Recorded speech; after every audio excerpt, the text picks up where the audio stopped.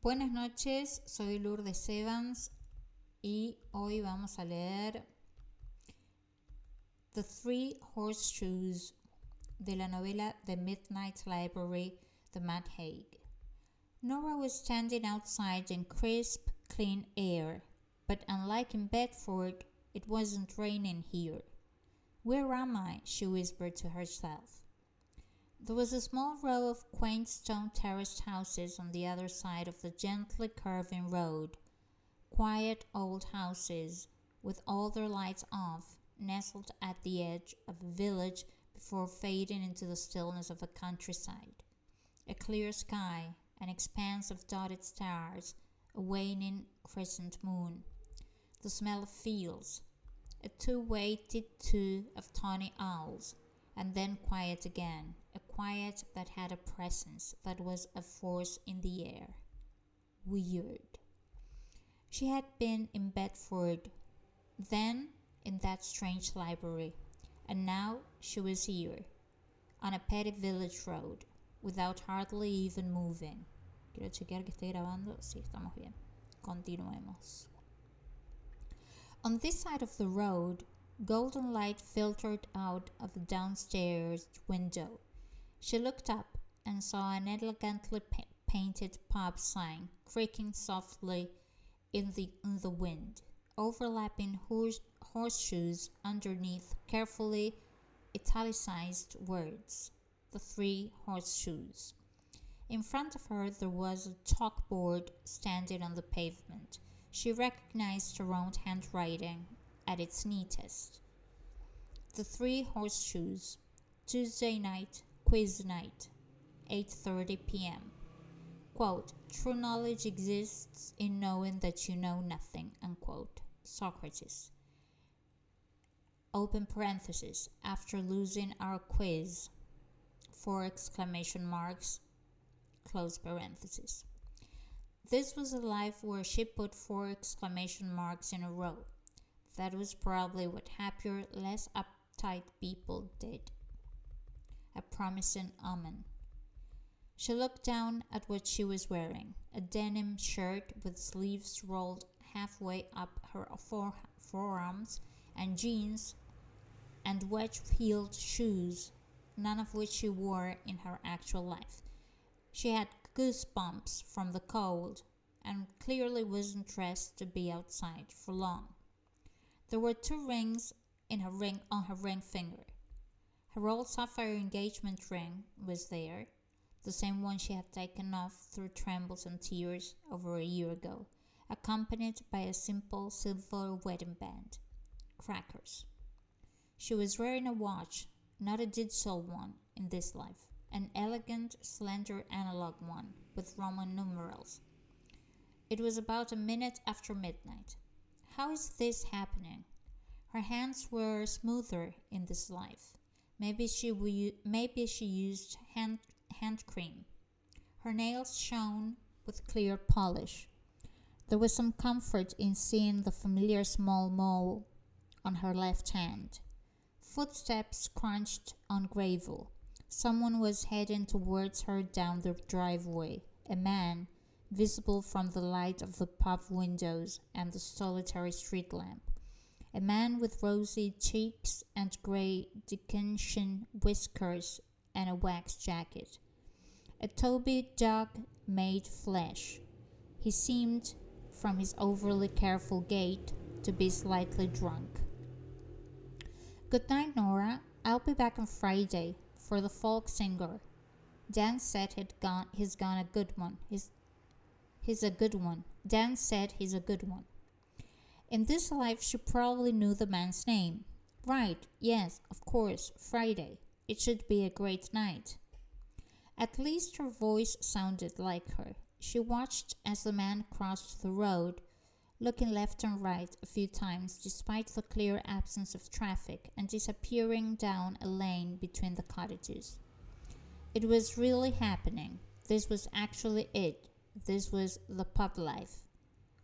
This was the dream made reality. "This is so very weird," she said into the night. So very weird.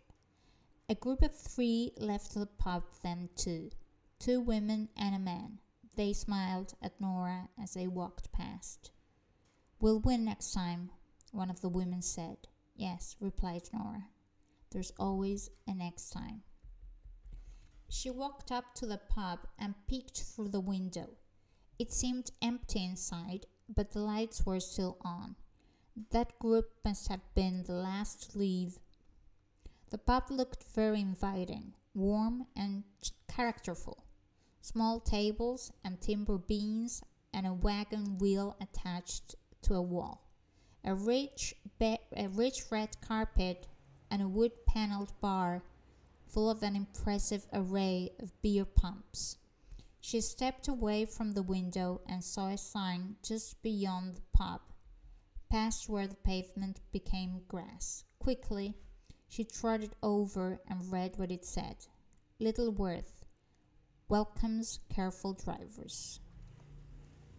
Then she noticed in the top center of the sign a little coat of arms around which orbited the words Oxfordshire County Council. Oxfordshire County Council. "We did it," she whispered into the country air. "We actually did it." This was the dream Dan had first mentioned to her while walking by the Seine in Paris, eating macarons they had bought on the Boulevard Saint-Michel. A dream not of Paris, but of rural England, where they would live together. A pub in the Oxfordshire countryside. When Nora's mom's cancer aggressively returned, reaching her lymph nodes and rapidly colonizing her body, that dream was put on hold and Dan moved with her from London back to Bedford. Her mom had known of their engagement and had planned to stay alive long enough for her wedding. She had died 4 months too soon. Maybe this was it. Maybe this was the life.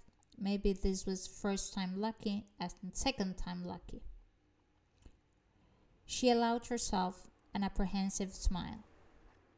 She walked back along the path and crunched over the gravel, heading towards the side door the drunken, whiskery man in the wax jacket had recently departed from. She took a deep breath and stepped inside. It was warm and quiet. She was in some kind of hallway or corridor, terracotta floored tiles, low wood paneling, and above, wallpaper full of illustrations and sycamore leaves. She walked down the little corridor and into the main pub area, which she had peeked at through the window. She jumped as a cat appeared out of nowhere, an elegant, angular, chocolate Burmese purring away. She bent down and stroked it and looked at the engraved name on the disc attached to the collar. Voltaire. A different cat with the same name. And like her dear beloved ginger tabby, she doubted this Voltaire was a rescue. The cat began to purr. "Hello, Volts, number 2. You seem very happy. Are you all as happy as you? Are we all as happy as you?" The cat purred a possible affirmation and rubbed his head against Nora's leg. She picked him up and went over to the bar. There was a row of craft beers on the pumps, stouts and ciders, and pale ales and IPAs.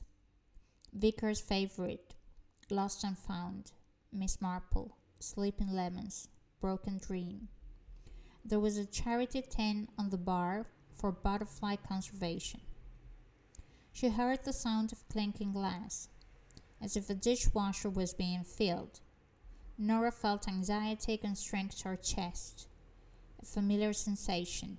Then a spindly 20-something man in a baggy rugby top popped up from behind the bar, hardly giving any attention to Nora as he gathered the last remaining used glasses and put them in the dishwasher. He switched it on, then pulled down his coat from a hook, put it on, and took out some car keys. Bye, Nora. I've done the chairs and wiped all the tables. Dishwasher's on. Oh, thanks. Till Thursday.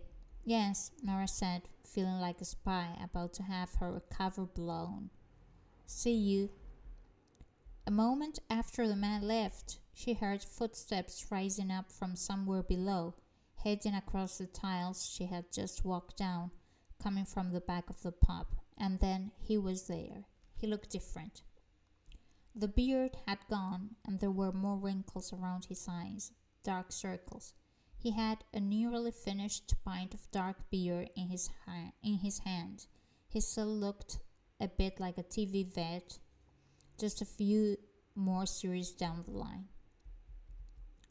Dan, she said, as if he was something that needed identifying, like a rabbit by the road. I just want to say I am so proud of you, so proud of us. He looked at her blankly. Was just turning the chiller units off. Got to clean the lines tomorrow. We've left it a fortnight. Nora had no idea what he was talking about. She stroked the cat. Right, yes, of course, the lines. Her husband, for in this life that was who he was, looked around at all the tables and upside-down chairs. He was wearing a faded Jaws t-shirt.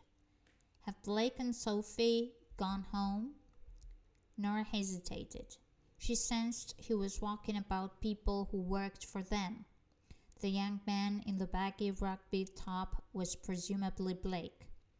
There didn't seem to be anyone else around. Yes, she said, trying to sound natural despite the fundamental bizarreness of the circumstances. I think they have. They were pretty on top of things. Cool. She remembered buying him the Jaws t-shirt on his 26th birthday, 10 years previously. The answers tonight were something else. One of the teams, the one Pete and Jolie were on, thought Maradona painted the Sistine ceiling. Yes. Nora nodded and stroked Waltz number 2. As if she had any idea who on earth Pete and Jolie were. To be fair, it was a tricky one tonight. Might take them from another website next time. I mean, who actually knows the name of the highest mountain in the What's-It Ranch? Karakoram? Nora asked. That would be K2. Well, obviously you know, he said a little too abruptly, a little too tipsily. It's the kind of thing you would know. Because while most people were into rock music, you were into actual rocks and stuff. Hey, she said, I was literally in a band. A band, she remembered then, that Dan had hated her being in. He laughed. She recognized the laugh, but didn't entirely like it. She had forgotten how often during the relationship Dan's humor hinged on other people, especially Nora. When they'd been together, she had tried not to dwell on this aspect of his personality. He'd had so many other aspects. He had been so lovely to her mom when she was ill, and he could talk at ease about anything. He was so full of dreams about the future. He was attractive and easy to be around, and he was passionate about art and always stopped to chat to the homeless. He cared about the world. A person was like a city. You couldn't let a few less desirable parts put you off the whole. There may be bits you don't like, a few dodgy side streets and suburbs, but the good stuff makes it worthwhile.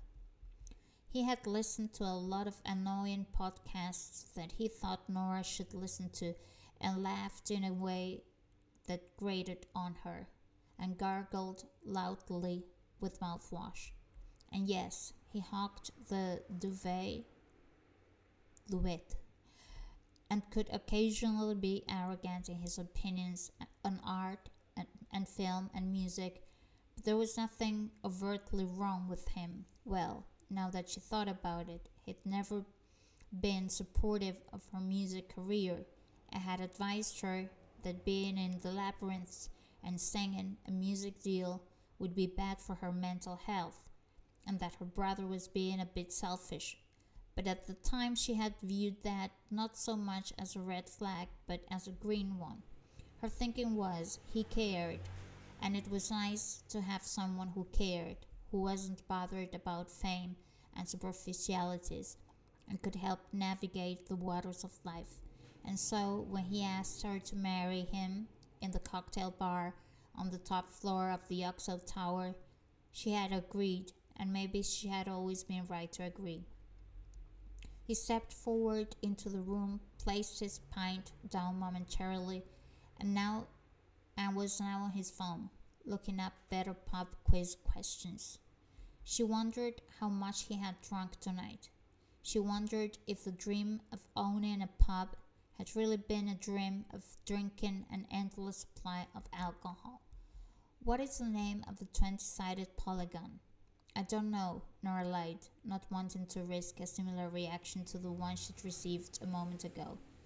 He put the phone in his pocket. You did well, though. They all drank loads tonight. Not bad for a Tuesday. Things are looking up. I mean, there's nothing to tell the bank tomorrow. Maybe they'll give us an extension on the loan. He stared at the beer in his glass, swilled it around a little, then downed it. Though I've got to tell AJ to change the lunch menu. No one in Littleworth wants to eat candied beetroot and broad bean salad and corn cakes. This isn't Pissin Fitzrovia. And I know they're going down well, but I think those wines you chose aren't worth it, especially the Californian ones. Okay. He turned and looked behind him. Where's the board? What? The chalkboard. Thought you'd brought it in. So that was what she had been outside for. No, I'm going to do it now. Thought I saw you go out. Nora smiled away her nerves. Yes, well, I did. I had to. I was worried about the cat, Voltaire. Couldn't find him, so I went outside to look for him, and then I found him, didn't I? Dan was back behind the bar, pouring himself a scotch. He seemed to sense she was judging him. This is only my third, fourth maybe. It's quiz night. You know, I get nervous doing the comparing. And it helps me be funny. And I was funny. Don't you reckon? Yes, very funny. Total funniness. His face fell into a serious mode. I saw you talking to Erin. What did she say? Nora wasn't sure how best to answer this. Oh, nothing much. The usual stuff, you know, Erin. The usual stuff? I didn't think you'd ever spoken to her before. I meant the usual stuff that people say, not what Erin says, usual people stuff. How's Will doing? Really well, Nora guessed. He says hi. Dan's eyes popped wide with surprise. Really? Nora had no idea what to say. Maybe Will was a baby. Maybe Will was in a coma. Sorry, no, he didn't say hi. Sorry, I'm not thinking anyway. I'll go and get the board. She put the cat down on the floor and headed back out. This time she noticed something she had missed on entering.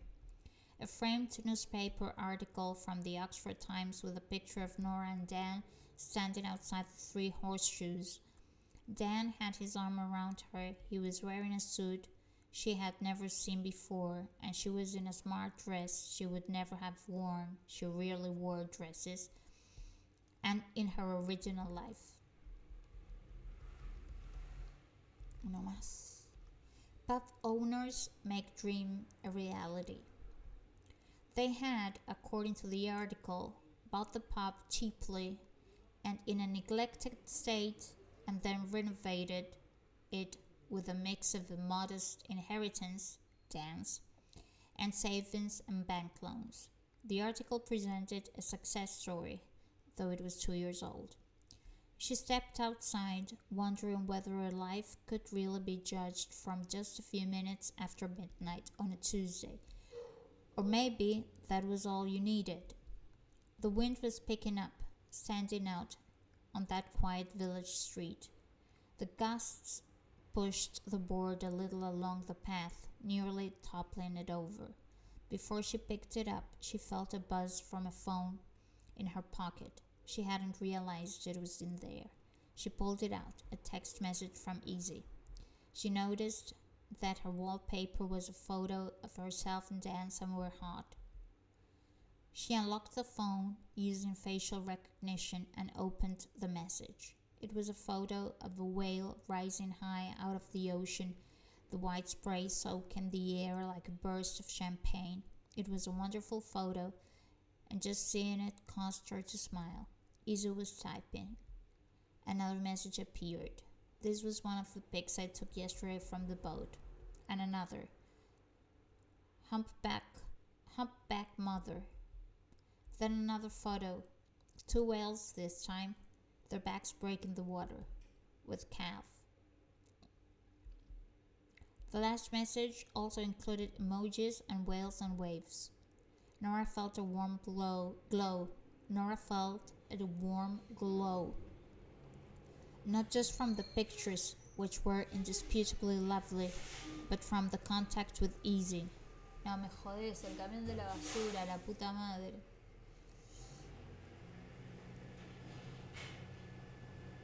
Dios. Un segundo.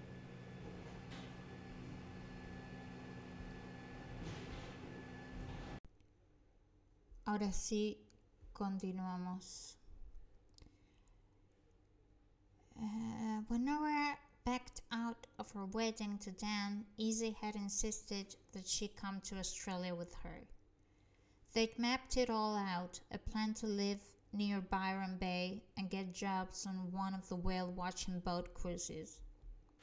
They had shared lots of clips of humpbacked whales in anticipation of this new adventure, but then Nora had wobbled and backed out. Just like she had backed out of the swimming career and a band and a wedding. But unlike those other things, there hadn't even been a reason. Yes, she had started working at string theory, and yes, she felt the need to tend to her parents' graves. But she knew that staying in Bedford was the worst option, and yet she picked it. Because of some strange predictive homesickness that festered alongside a depression that told her ultimately she didn't deserve to be happy, that she had heard of Dan, and that a life of drizzle and depression in her hometown was her punishment, and she hadn't the will or clarity or hell, the energy to do anything. So in effect, she swapped her best friend for a cat. In her actual life, she had never fallen out with Izzy, nothing that dramatic. But after Izzy had gone to Australia, things had faded between them until their friendship became just a vapor trail of sporadic Facebook and Instagram likes and emoji-filled birthday messages. She looked back through the text conversations between her and Izzy and realized that even though there was still 10,000 miles between them, they had a much better relationship in this version of things. When she returned to the pub, carrying the sign this time, Dan was nowhere to be seen. So she locked the back door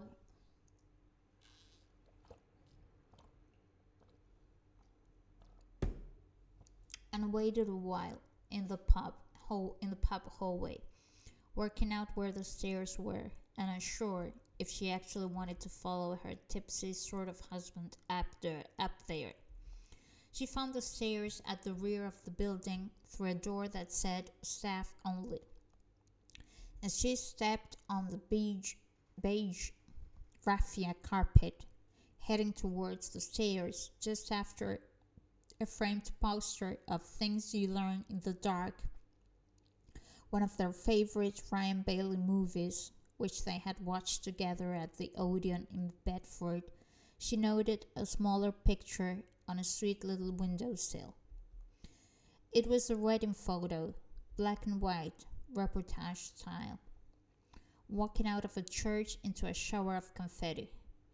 It was difficult to see their faces properly. They were both laughing, and it was a shared laugh, and they seemed, as far as a photograph can tell you anything, to be in love. She remembered her mom talking about Dan. He's a good one. You're so lucky. Keep hold of him.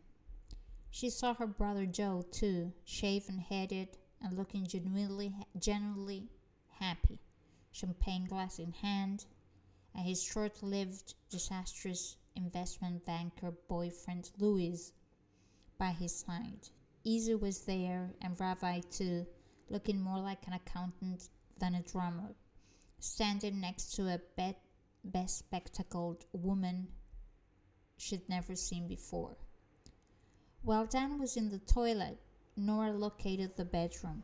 Although they evidently had money worries, the nervous appointment with the bank confirmed that. The room was expensively furnished. Smart window blinds, a white, comfortable-looking bed, the duvet crisp and clean and white.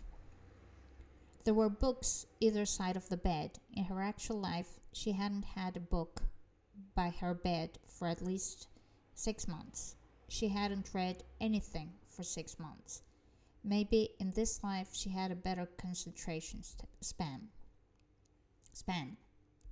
She picked up one of the books, Meditation for Beginners. Underneath, it was a copy of a biography of her favorite philosopher, Henry David Thoreau.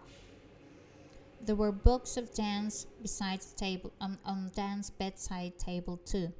The last books she remembered him reading had been a biography of Toulouse-Lautrec, Tiny Giant. But in this life, he was reading a business book called Zero to Hero, Harnessing Success in Work, Play and Life, and the latest edition of The Good Pub Guide.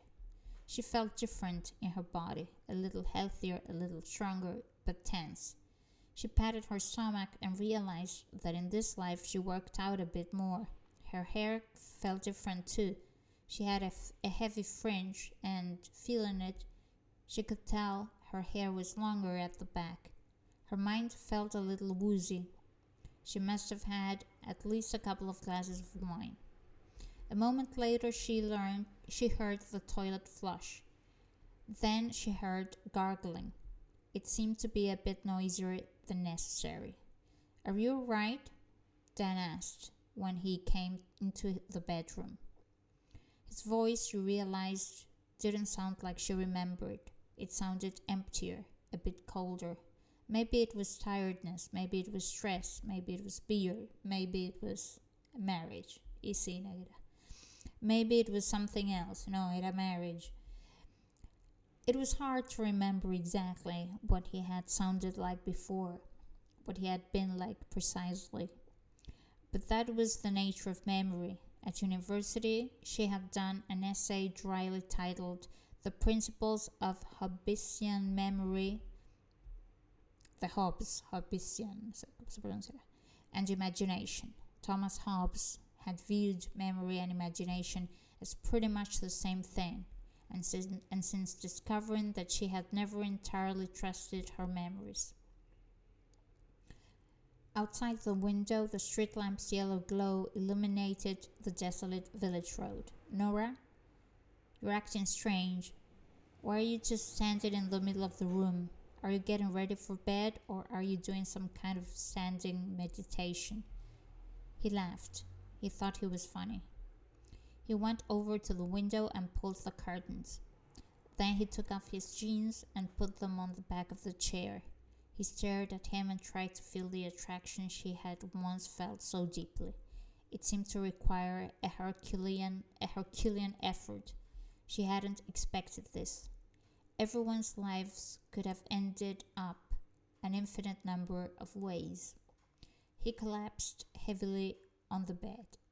A whale into the ocean, picked up Zero to Hero, tried to focus, put it down, picked up a laptop by the bed, shoved an earphone into his ear. Maybe he was going to listen to a podcast. I'm just thinking about something. She began to feel faint, as if she was only half there. She remembered Mrs. Salm talking about how disappointing in a life would How disappointment in a life would bring her back to the library. It would feel, she realized, altogether too strange to climb into the same bed with a man she hadn't seen for 2 years. She noticed the time on the digital alarm clock, 12:23. Still, with the earphone in his ear, he looked at her again. Right, listen, if you don't want to make babies tonight, you can just wait. You can just say, What? I mean, I know we'll have to wait another month until you're ovulating again. We're trying for a baby? I want a baby? Nora, what's with you? Why are you so strange today? She took off her shoes. I'm not. A memory came to her related to the Jaws t-shirt. A tune, actually. Beautiful Sky. The day she had bought Dan the Jaws t-shirt had been the day she had played him a song she had written for the Labyrinth, Beautiful Sky. It was, she was convinced, the best song she had ever written. And, more than that, it was a happy song to reflect her optimism at that point in her life.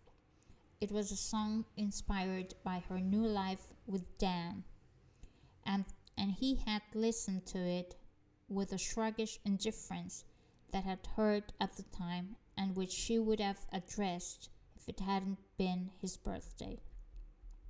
Yeah, he'd said, it's okay.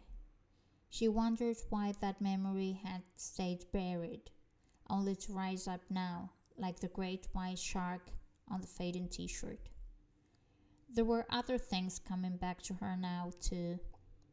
His over-the-top reaction when she'd once told him about a customer, Ash, the surgeon, an amateur guitar player who came into strings theory for the occasional songbook, casually asking Nora if she wanted to go for a coffee sometime.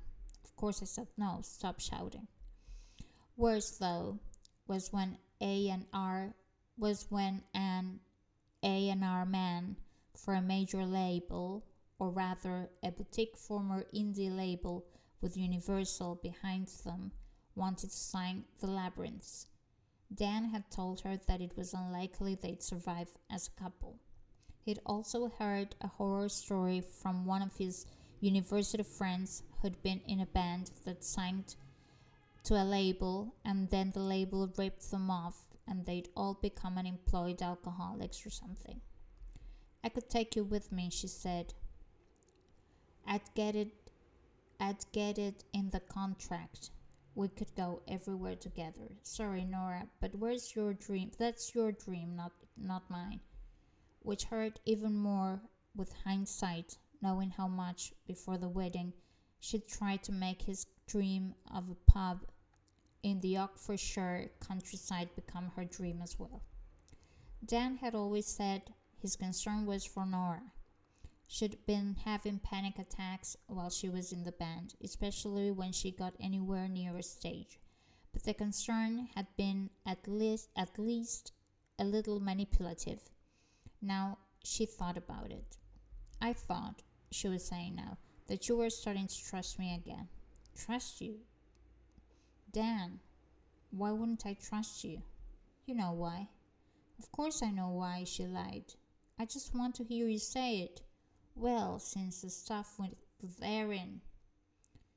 She stared at him like he was a roche or ink blot.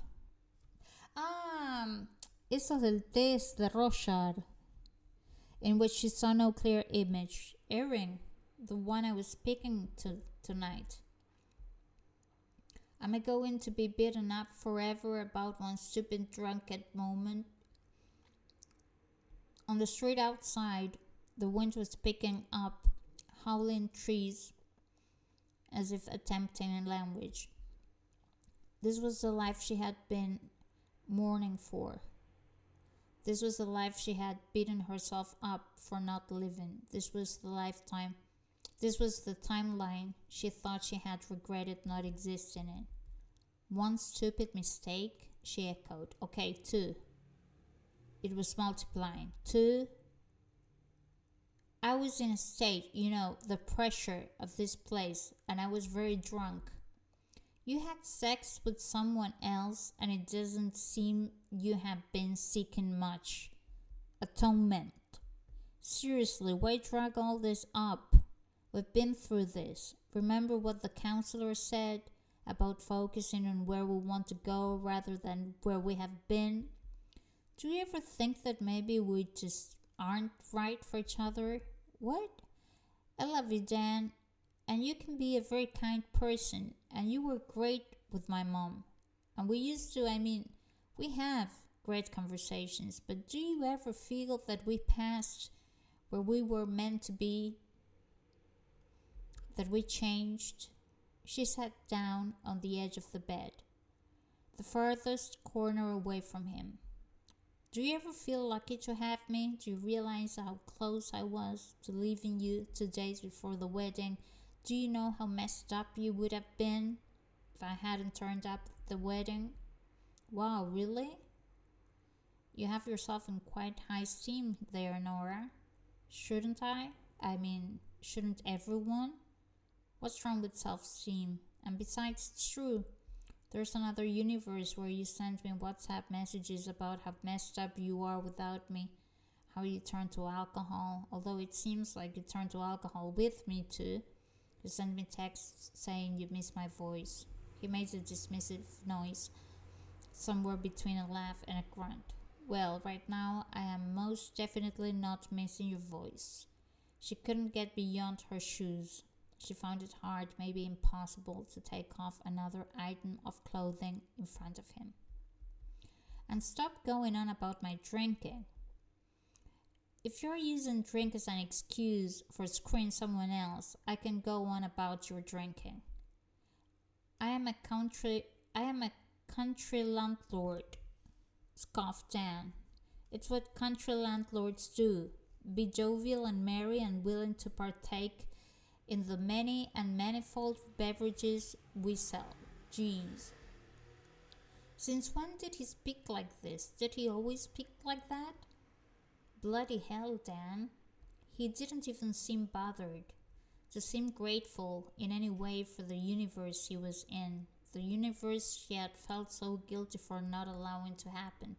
He reached for his phone, still with his laptop on his duvet. Nora watched him as he scrawled. Is this what you imagined? Is the dream working out? Nora, let's not do this heavy shit. Just get to bloody bed. Are you happy, Dan? No one's happy, Nora. Some people are. You used to be. You used to light up when you talked about this, the pub, before you had it. This is the life you dreamed of. You wanted me and you wanted this. And yet you've been unfaithful and you drink like a fish, and I know you only appreciate me when you don't have me, which is not a great trait to have. What about my dreams? He was hardly listening or trying to look like he wasn't. Big fires in California, he said almost to himself. Well, at least we're not there. He put the phone down, folded his laptop. You coming to bed or what? She had shrunk from him, but he still hadn't found the space he needed. No more. Icosahedron, she told him. What? The quiz earlier. The 20-sided polygon. Well, the 20-sided polygon is called an icosahedron. I knew the answer but didn't tell you because I don't want you to mock me. And now I don't really care because I don't think me knowing more things than you don't should bother you, and also I am going to go to the bathroom. And she left Dan with his mouth open and trod gently to the white floorboards out of the room. She reached the bathroom, switched a light on. There were tingles in her arms and legs and torso, like electric static in sort of a station. She was fading out, she was sure. There wasn't long left there. The disappointment was complete. It was an impressive bathroom. There was a mirror. She gasped at her reflection. She looked healthier but also older. Her hair made her look like a stranger. This was not the life she imagined it to be. And Nora wished the self in the mirror good luck. And the moment after she was back, somewhere inside the midnight library, and Mrs. Elm was staring at her from a small distance away with a curious smile. Well, how did that go?